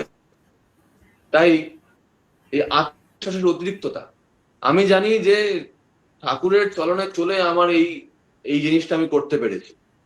কিন্তু যখন আমার সেই আত্মবিশ্বাসের অতিরিক্ততা, তখন আমার সেই ঠাকুরের চলন থেকে মনটা উঠে গেছে। আমি জানি আমি এরকমই, সেই জায়গাটা আমি ভুলে গেছি। যে কিরকম ভাবে থেকে ওই জায়গাটা লাভ করেছি। এই জায়গাটা যখন ভুলে গেছি তখন আমি সেই জায়গা থেকে চ্যুত হয়েছি। ঠাকুর হচ্ছেন একজন ব্যক্তিত্ব, তিনি কোনো চ্যুত হন না, তাই জন্য তিনি অচ্যুত। এবং আজকের যে ক্লেশ সুখ প্রিয়তা, এই ক্লেশ এবং সুখপ্রিয়তা, এই দুটো হচ্ছে পরস্পর একদম বিপরীত ধর্মী শব্দ। ক্লেশ আমাদের ভাল লাগে না, সুখ আমাদের ভালো লাগে। কিন্তু ঠাকুরের মতো ব্যক্তিত্বের ক্ষেত্রে দেখা যায় যে এমন এক ধরনের চমৎকার ব্যক্তিত্ব, তার মধ্যে এরকম বিভিন্ন ধরনের বিপরীত গুণ একসঙ্গে সুন্দর একটা সমাবেশে দেখা গেছে। আমি কৌশিক এবং আমার উদাহরণ দিলাম এই কারণে যে ঠাকুরের মানুষের কোনটা করা উচিত এবং কোনটা করা উচিত না, ঠাকুরের মানুষের কিরকম হওয়া উচিত এবং কিরকম জন্য কৌশিক এবং আমার উদাহরণটা দিলাম। ক্লেশ সুখ প্রিয়তার সঙ্গে মনের একটা সাংঘাতিক যোগাযোগ আছে। আমাদের মনের যে মানে মনের যে গতিবিধি, সেই গতিবিধি বিভিন্ন সময় ঠাকুরের সাহিত্যে এবং অন্যান্য সাহিত্য মনকে অনেক সময় নদীর সঙ্গে তুলনা করা হয়। কিন্তু আমি একটা জিনিস নদীর সঙ্গে খুব অমিল পাই মনে, সেটা হচ্ছে যে মন যদি অস্থির থাকে তাহলে মনে ক্লেদ জমা হয়। আর যখন নদীর কোনো স্থিরতা নেই, নদীর নদীর গতি চির প্রবাহমান, নদী বই চলেছে, তাই জন্য নদীর কোনো ক্লেদ নেই। যত বেশি তার গতি তত কম তার ক্লেদ। আর নদীর চঞ্চলতা যত বেশি তত কম তার ক্লেদ। আর মনের ক্ষেত্রে ঠিক তার উল্টো, যে মনের চঞ্চলতা যত বেশি তত তার ক্লেদ। আজকে প্রথমে শুরু করলাম এটা বলে যে মনের চঞ্চলতা তথা প্রবৃত্তি পরায়ণতার জন্য ভাবনা বেশি দূর গড়ায়নি। তাই কি বলবো, ঠাকুরের চরণের প্রার্থনা করতে যেন ঠাকুর বলি না। যদি ভাবনা গড়াতো তখনও ঠাকুর ছাড়া কোনো উপায় ছিল না যদিও। কিন্তু যেহেতু আজকে ভাবনা বেশি দূর গড়ায়নি, যেহেতু আজকে বোধ করছি এরকম যে বিষয়ের পরিবর্তনের জন্য মন বিষয়ে আসক্ত হয়ে যাচ্ছে, তাই সেইখানে যেন প্রার্থনাটা আরো জোর ভাবে আসছে ভিতর থেকে। তাই শ্রী ঠাকুরও বিভিন্ন সময় বলেছেন যে মানুষ যদি অসুবিধায় না পড়ে তাহলে মানুষ ইষ্টের দিকে ধায় না। আর যখন ইষ্টের দিকে যে ইষ্টের পথে চলে মানুষ সেই সমস্যা থেকে মুক্তি লাভ করছে, তারপরে মানুষ আবার ইষ্টকে ভুলে যায়, আবার সেই একই পথে চলতে থাকে। এরকম ওঠা নামা নিয়ে মানুষ চলছে। তো আমাদেরকে এটা বুঝে যেতে হবে।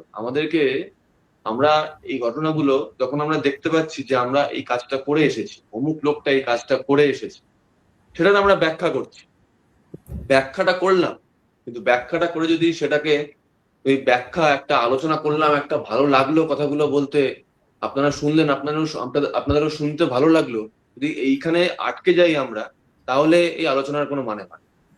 তাহলে শুধুমাত্র এটা একটা থিওরিটিক্যাল ক্লাসের মতো হয়ে যায়। কিন্তু থিওরিটিতে তো সবকিছু শেষ হয় না, কথায় চিড়ে ভেজে না। তাই আমাদেরকে এই আলোচনার সঙ্গে সঙ্গে ঠাকুর বলছেন যে অধ্যয়ন মানে হচ্ছে আয়ত্ত করা। এই আলোচনার সঙ্গে সঙ্গে আমরা যে ব্যাখ্যা করলাম, সেটা আমি একজনের চলন দেখলাম, দেখে বুঝলাম এরকম, আমি আমার চলন দেখলাম, দেখেও বোঝার চেষ্টা করলাম, অন্যেরটা দেখে আরো বেশি করে বুঝতে পারছি, নিজের দোষগুলো তো দেখতে পাচ্ছি না। দেখার পর যদি না শোধরাই, যদি চরিত্রে সেগুলোকে না আয়ত্ত করি, তাহলে লাভ হবে না। তাহলে কি হবে? তাহলে লোকে বলবে কি বললেন, কি কথা বললেন, শুনতে খুব ভালো লাগলো, এইটুকু হবে। কিন্তু এইটুকুর জন্য মানে এত কষ্টের কোনো মানে হয় না।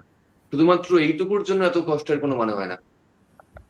মনের যে গতিবিধি অনেক সময় আমি দেখি, যেহেতু একটু আগেই বললাম যে নিজেরটা দেখা মুশকিল, অনেকটাই দেখছি, অনেকটাই বলছি। অনেক সময় দেখা যায় যে মানুষ এমন ধরনের ব্যক্তিত্বের প্রতি আকৃষ্ট হয়। ধরুন আমার খুব যশের খিদে, আমার খুব নামের খিদে, আমি এমন ধরনের ব্যক্তিত্বের প্রতি আকৃষ্ট হচ্ছি যার অনেক যশ আছে, যাকে মানুষ এক নামে চেনে এবং অনেক মানুষ তাকে ফলো করে, অনেক মানুষ তাকে চায়, তার কথা শুনতে চায়। আমি কিন্তু ওই মানুষটাকে ভালোবাসছি না। আমি যদি ওই মানুষটাকে ভালোবাসি, তাহলে আমি খোঁজার চেষ্টা করবো ওই মানুষটার আদর্শকে, আমি একদম খোঁজার চেষ্টা করব। এবং যখন আমি সত্যিকারের খুঁজবো, আমি পাবো তার আদর্শকে। হয় তার আদর্শ কোনো মানুষ আছেন, কোন একজন মানুষ তার আদর্শ, আর না হলে তার ওরকম কোনো ব্যাপার নেই, শুধুমাত্র যশের জন্য সে কিছু কথা বানিয়ে বলে যাচ্ছে। দুটোর একটা হবেই। যদি আমার খিদে থাকে আমি অবশ্যই খুঁজে বার করবো, যদি আমার খিদে না থাকে তা আমি ওই লোকটার সেই লোকটার যশের প্রতি আকৃষ্ট হয়ে আমি ওই লোকটাকে ফলো করে চলবো। ওই লোকটা কাউকে ফলো করেছে কিনা সেই অবধি আমি যাব না, আমার খোঁজটা সেই অবধি পৌঁছবে না। এবং তার ফলে কি হবে, আমি চাইবো ওই লোকটার মতো যশ আমার হোক। যেহেতু আমি লোকটাকে ফলো করে চলছি, ওই লোকটার দোষ গুণ সবকিছু আমার চরিত্রে আস্তে আস্তে আসতে থাকবে, আমার চরিত্রের মধ্যে সেগুলো দেখা দিতে থাকবে। এবং তার ফলে আমি বেশি সময় দেখা যায় যে আমি লোকটার মতো যশ কোনোদিনই পেলাম না, তো লোকটার খারাপ দিকগুলো, লোকটার খারাপ গুণগুলো আমাদের চরিত্রের মধ্যে আস্তে আস্তে ফুটে উঠলো। কারণ আমার লক্ষ্য যে হবে, আমি বেশিরভাগ সময় তাকে ছুতে না তার মতো হতে পারবো, তাই তার ভালো গুণগুলো পেতে পারলাম না, তার ভালো গুণের দিকে এগোলাম, কিন্তু তার খারাপ গুণগুলো সেগুলো সব আমাদের সবার আগে আমাদের মন সেগুলোর দিকে আকৃষ্ট হবে। কারণ দেখেছি, আমি পেয়ে গেছি ভ্যালিডেশন, আমি পেয়ে গেছি এটা ঠিক, এইটার একটা স্ট্যাম্প। কারণ ওই লোকটাকে আমার ভালো লাগে, তো ওই লোকটা সিগারেট খায়, সিগারেট আমিও খেতে পারি, এই ব্যাপারটা এই ব্যাপারটা আমার মন আমাকে কনভিন্স করে নিয়েছে। তো একটা বদ গুণ আমার মধ্যে ঢুকে গেল, দেখলাম ওই লোকটা মাথা গরম হলে কাউকে ঝেড়ে দিচ্ছে। কারণ আছে, যথার্থ কারণ আছে, কিন্তু সে ভালোভাবে বুঝিয়েও বলতে পারতো। ঝাড়তে হয় আলাদা করে ডেকে ঝাড়তে পারতো, আলাদা করে ডেকে বকতে করতে না, সবার সামনে বকে দিচ্ছে। এবং সবার সামনে বকে দেওয়াতে সবাই ত্রস্ত, সবাই ভীত। লোকটা আসলে সবাই একদম সোজা হয়, টান টানে বুঝে না, এখন কোনো ভুল না হয়।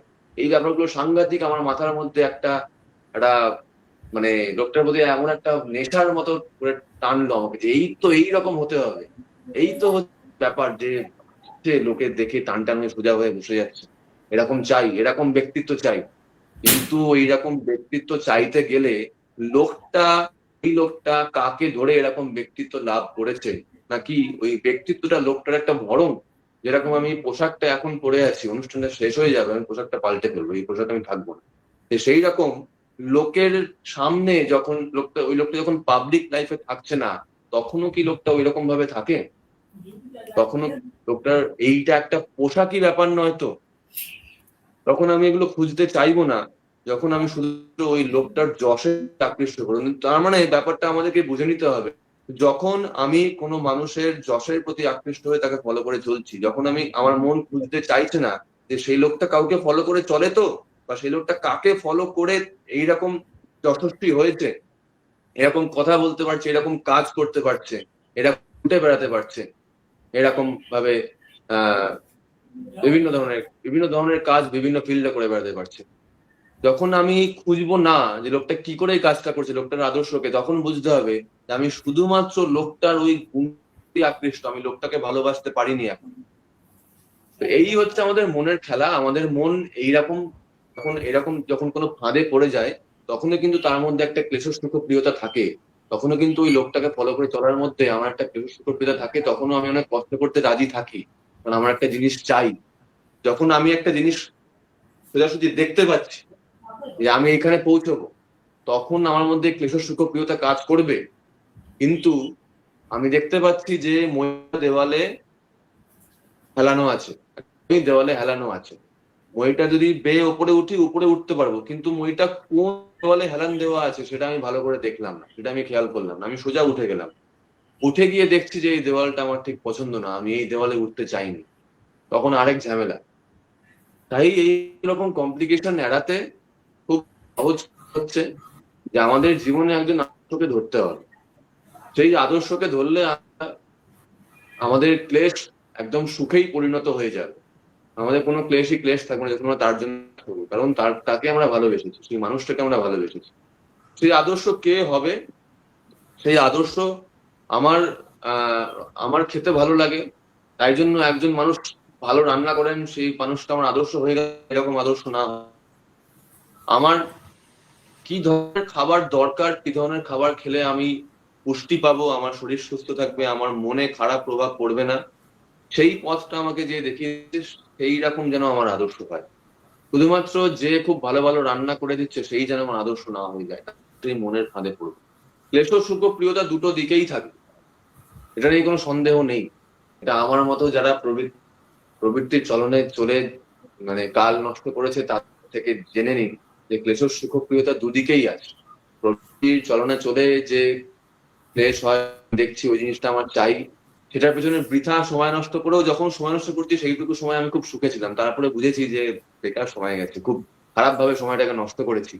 তখন অসুখ হয়েছে ঠিকই, কিন্তু ওই সময়টায় আমি সুখে ছিলাম। ওই সময়টার স্মৃতি আমার এখনো আছে, যে কি সময় কাটিয়েছি ওই সময়টা, একদম নেশার ঘরে যেন চলেছি। তো সেই রকম নেশার ঘরে যদি ইষ্টকে নিয়েও চলা যায়, যদি ইষ্ট নেশায় চলা যায়, তাহলেও একটা ক্লেশর সুখপ্রিয়তা লাভ করা যায়। কিন্তু সেই ক্লেশর সুখপ্রিয়তার খুব একটা অনুভূতি আপনাদের সঙ্গে আমি শেয়ার করতে পারবো না। ঠাকুরের মানুষ আছেন, তাদের সঙ্গ বর্তমান সমাজে, বর্তমান পরিস্থিতিতে ঠাকুরের মানুষদের সংখ্যা খুব কমে গেছে, কিন্তু খুঁজে খুঁজে বার করুন তাদের, এবং তাদের সঙ্গে মিশুন, তাদের জীবনের যে ক্লেশর সুখপ্রিয়তা সেটাকে বোঝার চেষ্টা করুন। সেটাকে বুঝতে পারবেন যে জীবন কিরকম হয়। এবং এবং যে বললাম কালকে কৌশিকদা আসছে, আমরা আমাদের সিনেমাটা হচ্ছে একটা ভারতীয় একটা স্পাইকে নিয়ে, ভারতীয় একটা গুপ্তচরকে নিয়ে, সে অন্য একটা দেশে যাবে এবং সেখানে সে কিরকম ভাবে জীবনযাপন করবে, সেই ক্লেশ সে কেন করবে, কত টাকা দিলে করতে পারে বলুন তো। আমি যে দেশে থাকি, দেশের সঙ্গে খুব খারাপ সম্পর্ক, এমন একটা দেশে গিয়ে আমাকে লুকিয়ে থাকতে হবে। মানে আমি বলতে পারবো না যে আমি ভারত থেকে গেছি, আমি কতটা স্বীকার করতে পারবো না। আমাকে বলতে হবে আমি ওই দেশেরই বাসিন্দা, আমি ওই দেশে জন্মেছি আমি, এবং আমাকে এইভাবে থাকতে হবে এই কাজ। এবং আমি যদি ধরা পড়ি, আমার উপর সাংঘাতিক অত্যাচার, পাশবিক অত্যাচার হবে আমার উপর, আমার থেকে কথা বার করার জন্য, যে আমাকে কে পাঠিয়েছে, কোথা থেকে এসছি, আমার উপর পাশবিক অত্যাচার হয়ে যাবে। এইরকম ব্যাপার। কত টাকা দিলে বলুন তো একজন মানুষ রাজি হয়? কত টাকা দিবে? যে জীবন চলে যাবে তা নয়, আমি যদি ধরা পড়ে যাই মরে যাবো। আমি যদি ধরা পড়ি, আমার উপর পাশবিক অত্যাচার হবে, যা নয় তাই হবে। এই ভয়ের নিয়েও, এই ঝুঁকি নিয়েও যখন একজন মানুষ যুদ্ধ করতে যায়, তখন বুঝতে হবে সেই ক্লেশটা সে নিয়েছে, তার মানে তার জীবনে এমন কিছু ক্লেশ আছে যেটা এই ক্লেশের থেকেও বেশি ব্যথাদায়ক, বেশি ব্যথা সে পেয়েছে, তার জন্য সে এই ক্লেশটা তার কাছে সুখের হয়ে পড়েছে।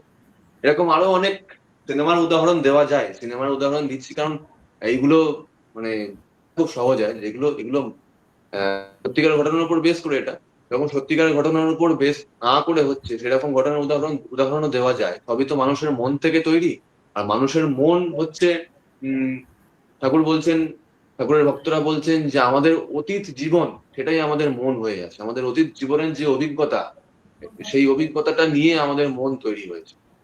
এবং এরকম ভাবে দেখা যায়, যাক সেই ঘটনা পরে কখনো বলবো, হয়তো আলোচনার সময় আমি পেরিয়ে যাচ্ছি, এরকম সময় আর কি আমি পেরিয়ে যাচ্ছি দাদা।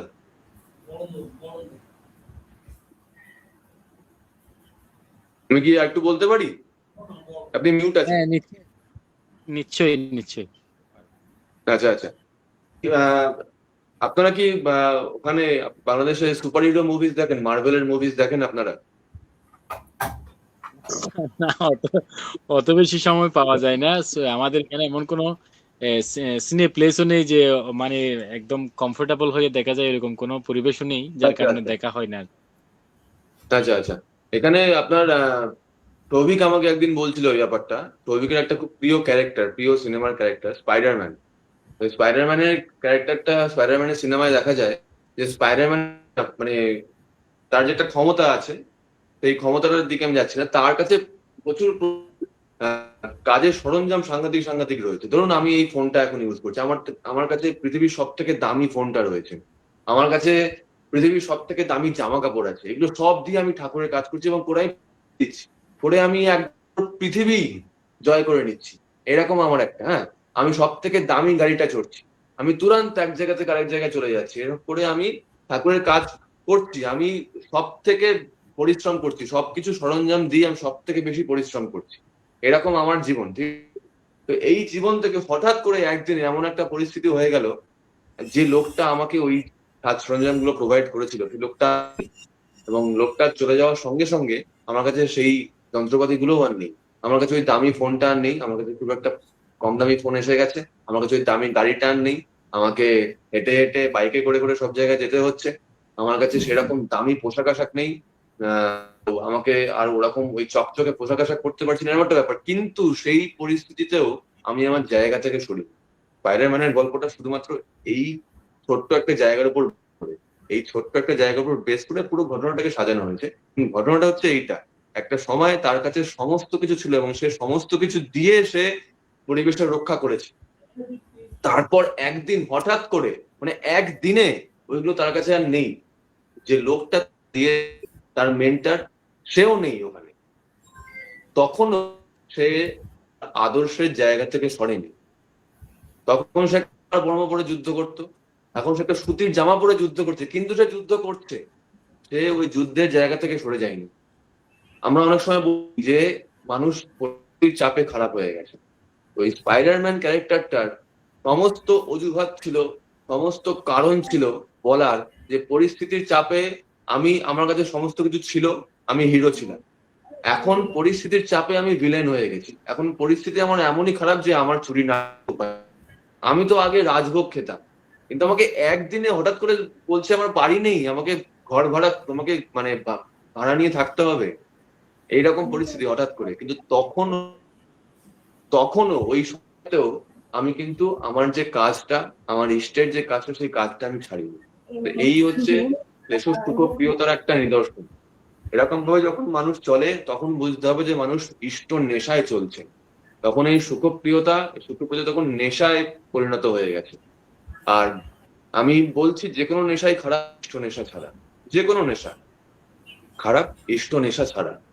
এবং ইষ্ট নেশা হচ্ছে এমন একটা নেশা যে সমস্ত নেশাকে ছুটিয়ে দেবে, সমস্ত নেশা থেকে আমাদেরকে বার করে আনবে। সমস্ত নেশাই আলটিমেটলি প্রবৃত্তি করা আমরা প্রবৃত্তির ফাঁদে পড়ে গিয়ে সেরকম ভাবে চলছি মাতালের মতো। সেই সমস্ত জায়গা থেকে ইষ্ট নেশা আমাদেরকে পার করে আনে। এবং এই ইষ্ট নেশা যাতে আমাদের হয়, যাতে আমাদের প্রত্যেকের হয়, যারা আমরা এই অনুষ্ঠানে সক্রিয়ভাবে অংশগ্রহণ করছি এবং যারা শুনছেন আমাদের কথা, অন্যরকম ভাবে অংশগ্রহণ করছেন, তাদের প্রত্যেকের যেন হয়, ঠাকুরের চরণে আমি প্রার্থনা জানাই। তো আমি এইটুকুই বলছি। এখন দাদারা যদি আপনারা কিছু বলেন, তখন আমরা একসঙ্গে আলোচনা করতে পারি। আপনাদের যারা যারা আমার কথা শুনতে পাচ্ছেন, তাদের প্রত্যেককে সর্বাঙ্গীন সুস্থ জীবন কামনা করি দেওয়াদের চরণে। অসংখ্য কৃতজ্ঞতা। দাদাকে খুব মুগ্ধ হয়ে শুনছিলাম।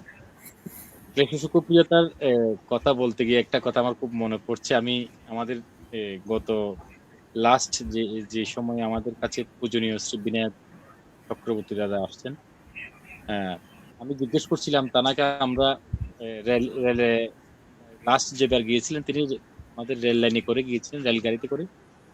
ওই গাড়িতে যাওয়ার সময় ওই পূজনীয় দাদার সাথে আমিও ছিলাম একই গাড়িতে। তো থাকার দরুন আমি একটা প্রশ্ন করেছিলাম, এই প্রশ্নটা করেছিলাম যে ক্লেশ সুখপ্রিয়তা বলতে আমরা মানে কি বুঝতে পারি। পূজনীয় দাদা বলছিলেন যে দেখো, পঞ্চানন সরকার কিন্তু MA পাশ করেছিলেন, আরো বিভিন্ন যেমন কৃষ্ণ প্রসন্ন ভট্টাচার্য, তিনি অলরেডি বিজ্ঞানী ছিলেন, বিজ্ঞানের স্টুডেন্ট ছিলেন। এত গুণী ব্যক্তিগুলো এত তাদের এত হায়ার এডুকেটেড থাকার পরেও তারা শ্রী শ্রী ঠাকুরের কথাকে কখনো অমান্য করতেন না। পঞ্চানন দাকে যেটা বলতেন, এমন এমন দিন গেছে তিনি মাটির মাথায় করে নিয়ে রাস্তা বাঁধছেন, ঠাকুর বলছেন ওইটা করতে হবে, ওইটা করেছেন। তার জন্য এটা কষ্ট ছিল, কিন্তু ওই কষ্টটাকে তিনি সুখ মনে করেছেন, প্রিয় মনে করেছিলেন। এটা হচ্ছে সবচাইতে বড় ক্লেশ ও সুখপ্রিয়তা। আমরা প্রিয় পরমের জন্য যেটা করতে চাই বা যেটা করি, সেটা করতে গিয়ে আমাদের অনেক সময় কষ্ট হয়, বা ভোরে ঘুম থেকে উঠা, এক জায়গায় বসে নাম ধ্যান করা, বা তার নীতি নির্ধারণ গুলো বা তার নির্দেশগুলো মানতে গিয়ে আমাদের যে কষ্টটুকু হয়, সেটাকে আমরা কষ্ট না ভেবে যদি আপন মনে করি, সেটাকে যদি আমরা আমাদের পছন্দের জিনিস, আমাদের মানে খুব আপন মনে করে নিতে পারি, এটাই হচ্ছে সবচেয়ে বড় ক্লেশ সুখপ্রিয়তা। ওই জন্য দাদা আমাকে ওই উদাহরণটা দিয়েছিলেন। যাই হোক, আমি একটা ছোট্ট আমার ব্যক্তিগতভাবে আমি একটা প্রশ্ন রাখবো দাদাদের দুজনের কাছেই, যে এখানে তিনটি শব্দ একসাথে অ্যাড করা হয়েছে, ক্লেশ, সুখ এবং প্রিয়। আমরা জানি পুরুষোত্তমের পথে এগোতে গেলেও তিনটা টান যদি একসাথে হয়, তাহলে তিনটা টান যদি একসাথে পড়ে, তখনই পুরুষোত্তমকে বোঝা যায়। সেটা আর তিনটি কারণ আছে, সেই কারণগুলো যদি আমাদেরকে একটু বলতেন, কোন কোন তিন টান একসাথে হলে প্রিয় পরমের প্রতি অকাট্য বা তার সান্নিধ্যে যাওয়া যায়, সেই টানগুলোর কথা যদি একটু বলতেন দাদাদের। প্রথমে আমি বক্তৃতার কাছে যাচ্ছি, পরবর্তীতে আমি আবার শ্রদ্ধেয় অল্প প্রভুদার কাছে যাব। মানে কোন তিনটি টান আমি শুনেছিলাম যে তিন টান একসাথে হলে নাকি প্রিয় পরমের কাছে যাওয়াটা খুব সহজ বা তাকে পাওয়াটা খুব ইজি হয়। যদি একটু বলতেন হ্যাঁ, অল্প জয়গুরু। সময়। আসলে আমি অতটা ভালো বলতে পারবো না এই ব্যাপারটা, তবে আমার কাছে যেটা সহজ করে মনে হয় যে সেটা হলো ইষ্টের প্রতি অগাধ ভক্তি, বিশ্বাস, নির্ভরতা, হ্যাঁ, বা গভীর অনুরাগ নিয়ে তার প্রতি যে ফুলফিল যে আত্মসমর্পণ, ফুলফিল পরিপূর্ণভাবে যে আমাদের সারেন্ডারের যে একটা ব্যাপার, এইটাই আমার কাছে মনে হয় মুখ্য। মানে ব্যাপারটা এরকম যে তিনি যেখানে যাই বলেছেন সেটা আমাদের জন্য, সেটা অনেক সময় আমাদের জন্য আমাদের পক্ষে হতে পারে, আবার বিপক্ষেও কিন্তু হতে পারে। কিন্তু বিপক্ষটা কিরকম, মানে আমার কাছে মনে হয় আমার বিপক্ষে গেছে, কিন্তু আসলে বিপক্ষে না। যেমন যদি সহজ করে বলি, তাহলে আমি কোন একটা অ্যাক্টিভিটি করতে যাচ্ছি বা একটা রোল প্লে করতে যাচ্ছি, দেখা যাচ্ছে যে সেই অ্যাক্টিভিটিটার দরুন আমার কোনো একটা ক্ষতি হতে পারে, যেটা আমার কিন্তু জানা নেই। আমার তো একটা গণ্ডি আছে, পুরুষোত্তমের কিন্তু কোনো গণ্ডি নেই। তিনি তো মানে তিনি সবই জানেন, আমাদের অতীত, বর্তমান, ভবিষ্যৎ। এবং তার নির্দেশ মানতে গেলে দেখা যাচ্ছে যে আমার হয়তো ওই কাজটা করা হয়ে উঠছে না, তার দরুন আমি সাময়িক হয়তো একটু কষ্ট পাচ্ছি, কিন্তু এর পিছনে নেপথ্যে অনেক বড় আমার মঙ্গলই আছে, অর্থাৎ তার ইচ্ছাই তো মঙ্গল। তার ওই ব্যাপারটি আমার সাময়িক কষ্ট হলেও তার নীতি নির্দেশগুলি আমাকে বিনা আপত্তিতে, বিনা প্রশ্ন শূন্য হয়ে মেনে নেওয়া, অর্থাৎ আনরেফেলিং অ্যাডারেন্স, যেটা বলি, অচুত যে ভালোবাসার যে ব্যাপার, এটাই তার প্রতি এই টানটুকু যথেষ্ট। না, আমি একটা বাণীতে শুনেছিলাম যে কামের আবেগে স্বামী স্ত্রীর এরকম একটা বাণী আছে, চমৎকার একটা বাণী আছে, আমার বাণীটা টোটালি মনে পড়ছে না। মানে একটা মেয়ে একটা ছেলে যখন একটা মেয়ের প্রতি যখন আবেগ আপ্লুত হয়ে যখন তার শারীরিক জীবন দর্শনে যখন মেলামেশা করতে যায়, তখন যে একটা আবেগ সৃষ্টি হয়, যে একটা টান সৃষ্টি হয়, সেই টানটা বা সেই আবেগটা যখন একটা পুরুষোত্তমের ওই রকম অনুভূতিটা যখন পুরুষোত্তমের কাছে যায়, তখন তার অর্থগুলো, তার জীবনকে বোঝা অনেকটা সহজ আমি হয় আর কি। আমি আমি আমি আমি সহজে একটা কথা একটু অ্যাড করছি, মানে শ্রদ্ধা নয়নদা এই এক্সাম্পলটা প্রায়ই দেন। ওই যে মানে ভগবান খুঁজতে যে নদীর মধ্যে বা পানিতে একটা মানুষ যখন যায় গেল, মানে এমন হয়েছে যে তাকে বলা হয়েছে যে আমি ভগবানকে দেখতে চাই। তো যিনি পরীক্ষা নিচ্ছেন তিনি বলছেন যে আরেকটু পানিতে যাও, আরেকটু জলে নামো। এই করতে করতে খানিকটা জলে চলে গিয়েছে, তা বলছে এবার একটা ডুব দাও। বলছে ডুব দিলে ভগবানকে দেখতে পাবে। পরে ও ডুব মেরেছে, ডুব দিয়ে কিন্তু ভগবানকে কিন্তু পাচ্ছে না। তখন বলছে এইভাবে কি ভগবান পাওয়া যায়? তখন তিনি যে তাকে শক্ত করে সেই জলের ভিতরে, উম, নদীর সেই পানির সে তলনিতে তাকে কিন্তু চেপে ধরেছে ঘাড়, সে আর উঠতে পারছে না। তখন এত জোরে তার শক্তি খাটিয়ে ঝাড়া মেরে ফেলে দিয়েছে, যেন সে ওই দম, অক্সিজেন তো পাচ্ছে না নদী। অক্সিজেন যখন মানুষ পায় না তখন তার অক্সিজেন দরকার, ওইটার জন্য সে ঝাড়া মেরে তাকে ফেলে দিচ্ছে। তখন বলছে হ্যাঁ, ইষ্টের প্রতি যখন তোমার এই টান তৈরি হবে তখন তুমি ভগবান দর্শন পাবে। এই ব্যাপারটা এরকম মনে হয় আর কি আমার কাছে। দেখতে দেখতে আমাদের সময় অনেকটা শেষ পর্যায়ে চলে আসছে, অনেকটা আমরা অলরেডি 1 ঘন্টা অতিবাহিত করেছি। আমি শ্রদ্ধেয় অর্ক প্রভুদার কাছে একটু যেতে চাই। আমি যে প্রশ্নটা করেছিলাম আর কি, যে দাদার যে তিনটা টান আমাদের একসাথে হলে আমরা পুরুষোত্তমের পথে, এরকম একটা বাণী আমি শুনেছি আর কি। ওই তিনটা টানের কথা বলেছিলেন, যদি বলতেন যে কোন কোন তিনটা টান একত্রে করলে আমরা পুরুষোত্তমকে বুঝতে সুবিধা হয় দাদা। আমার দেখুন, আমার এক্স্যাক্টলি মনে নেই, আর মনে থাকলেও আমার সেই লেভেলের অনুভূতি নেই, সেই পর্যায়ের অনুভূতি নেই যে পর্যায়ের অনুভূতি দিয়ে আমি এটাকে ব্যাখ্যা করতে পারবো। তিনটে টানের মধ্যে দুটো তো আমার সম্ভবত এরকমই, যে সতী নারীর তার স্বামীর প্রতি টান, এবং আহ সন্তানের প্রতি টান মায়ের। আরো একটা টানের কথা ঠাকুর বলেছেন, আমার মনে নেই কি কথা বলতে গেলে। আহ তো এই তিন, আরো একটা টানও সেই রকম কোনো গভীর টান আমি ধরে নিচ্ছি। ওরকমই, ওই এই টাইপেরই। তিনটে, হ্যাঁ, তো এই তিনটে টান যদি একত্র হয় তখন আমরা পুরুষোত্তমকে পেতে পারি। সত্যি কথা বলতে গেলে আমার এইটা শুনে একটু দমে গেছি আমি। তো আমি এরকম ভাবে ভাবতে চাই না, আমি এরকম ভাবে দেখি যে ঠাকুর যা যা বলেছেন আমি যদি দৈনন্দিন জীবনে তাই তাই করতে পারি, তাহলে আস্তে আস্তে আমার ওই 3টে কেন ওরকম 300 টানও গজিয়ে যাবে আস্তে আস্তে। কিন্তু ঠাকুর ওরকম মানে ওইটায় যে 3টে টানের কথা বলছে, ওই 3টে টানের কোনো অনুভূতি আমার নেই ওরকম। তাই আমি একটা জিনিস বুঝি যে উম, ঠাকুর যা যা বলেছেন, আমি অনেক সময় দেখি যে যেহেতু এখানে মার কথা উঠে এলো, আমি অনেক সময় দেখি যে আমি আমি তো ব্যক্তিগতভাবে আমি খুব সৌভাগ্যবান যে আমাকে আমার মাকে যাজন করতে হয়নি, আমার মা আমাকে যাজন করেছে। অনেক ক্ষেত্রেই দেখি যে তারা বাড়ির বাড়ির মায়েদেরকে, বাড়িতে বাবাকে, ভাইকে, দাদাকে, এদেরকে এই পরিবারের মানুষ যাজন করা একটা খুব বিশাল একটা যুদ্ধের মতো কাজ একটা। তো সেইখানে যদি এবং সেই কাজটা তারা করতে পারছে না বলে তারা তাদের সেই পরিবেশেও সেই প্রভাবটা তারা ফেলে উঠতে পারছে না, তাদের মনেও একটা কষ্ট থেকে যাচ্ছে। তখন এরকম একটা পরিবেশে, এরকম একটা পরিস্থিতির মধ্যে কি, তখন আমি যদি দেখি যে ঠাকুর বলছেন যে প্রত্যেকদিন সকালবেলা উঠে বাবা মাকে প্রণাম করতে। তো বাবা মাকে প্রণাম শুধু এইটুকু ছোট কাজ, এই প্রণামের ছোট বলবো না, কিন্তু করতে যেটুকু কম সময় লাগে, কয়েক সেকেন্ডের ব্যাপার, সেইটুকু করার মধ্যে পিতামাতার প্রতি যে টান অনুভব করানো যায়, সেটার মধ্যে দিয়ে তাদেরকে শুধুমাত্র এইটুকু করার মধ্যে দিয়ে তাকে যাজন করা যায়।